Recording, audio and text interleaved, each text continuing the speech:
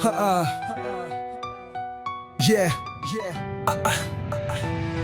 Tahun 7, 6 peluru pertama dilepas di kaki gunung Halimon sumpah berbalas. Hasan Tiro berseru di rimba belantara Aceh merdeka. Teriaknya membelah udara, darah mengalir di Krung Pasai, di lembah, di sawah. Rakyat bersembunyi di balik senjata dan doa. Anak-anak tumbuh tanpa mimpi cerah, hanya jerit ibu menahan kehilangan nyawa.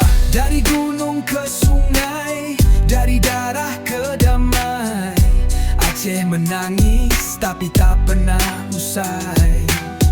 Dari rimba ke meja, dari senjata ke pena, tapi ingat, cuma damai bukan menyerah.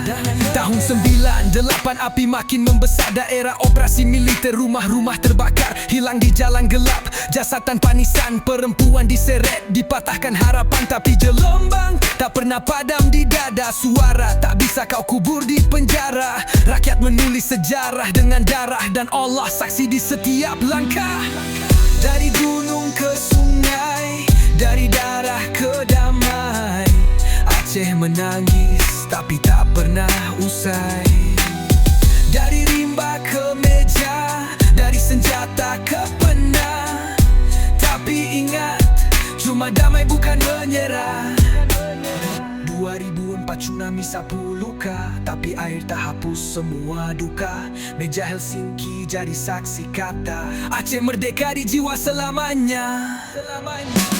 Tahun 76 ke 2005 kau catat, kami damai bukan tunduk tapi cermat. Kami ingat setiap peluru, setiap nazar. Aceh berdiri walau badai datang memak.